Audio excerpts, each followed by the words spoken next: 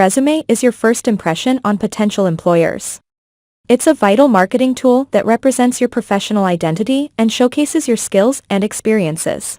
So, let's dive into the key steps of writing an impactful resume. Before you start writing your resume, take the time to research the industry and the specific job you're targeting. Analyze job descriptions, identify the key skills and qualifications employers are seeking, and tailor your resume accordingly. How to write an impactful resume. Number 1. Stick to standard formatting. It's best not to decrease font size or margins to squeeze things in. Stick to 0.5 or 0.75 inch margins and size 11 font for the body of your resume. If you absolutely can't fit everything on the page, decrease the size of the font to size 10, but keep the margins the same so it's easier for people to skim your resume. Number 2. Put your name and contact information at the top. Center your full name at the very top of the resume in size 20 to 24 font. Below it, in size 11 or 12 font, type your up-to-date contact information, including your phone number, your email address, and your home address. Number 3. Write an executive summary below your contact info.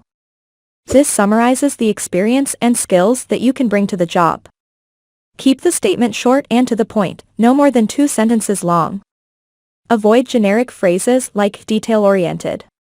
Instead, be specific and say something like, experience with recording transactions and managing the accounts of over 100 subscribing customers. Number 4. Include a section for your education. This section lets you highlight your relevant education. Label the section Education, then list the institutions you attended, the degrees you received, your GPA, and any awards you won. Put this section after your executive summary if you are still in university or recently graduated, or put it underneath your work experience if you've already been working for a while. Number 5. Add your relevant work experience. This section highlights your relevant employment history. Title the section something like Professional Experience. Under the title, list relevant jobs that you have held along with internships or other unpaid work. For example, don't include every job you have ever performed, and don't list anything that isn't relevant. Number 6. Use active verbs to describe tasks you've performed.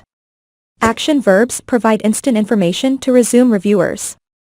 Words like wrote, organized, managed, supervised, and designed are ideal. Avoid more vague verbs like obtained, achieved, and accomplished, which don't indicate what skills you employed to reach your goals. Number 7. List any other applicable skills. Potential employers often look to hire people with specific concrete abilities. The skills you list can include a combination of hard skills, like specific quantitative techniques and computer programming abilities, and soft skills, which typically refer to your ability to deal with people. Make sure to highlight any type of software or other tools you know how to use as well as any customer service skills. Number 8. Highlight social abilities and salesmanship. To accomplish this, make sure to list and describe any service sector jobs you worked in that required extensive customer interaction, as well as any sales jobs. For example, if you worked in a clothing store and made a commission, highlight that role. Number 9. Emphasize attention to detail and mathematical ability. List experience and skills that demonstrate your capacity to perform basic mathematical processes. For example, if you were treasurer for a club or organization at your university, list that on your resume.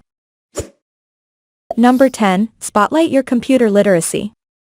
List programs you know how to use, especially if they're finance-related, to prove that you have been able to master technical programs in the past.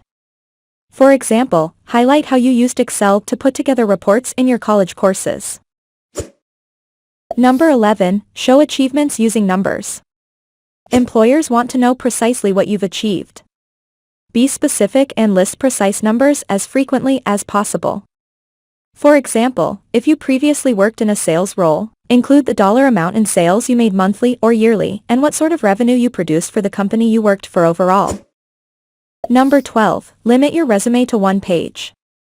Resume reviewers want a concise summary of your experience. If you run out of space, remove the least important information, such as older jobs that aren't particularly relevant to working in a bank. Look for ways to shorten things like job descriptions by removing unnecessary words or reworking sentences. Number 13, proofread your resume when you finish it. Errors prevent you from getting moved along in the hiring process. Run spell check after you finish writing your resume to catch obvious errors. Then, proofread everything 2 to 3 times to catch other mistakes.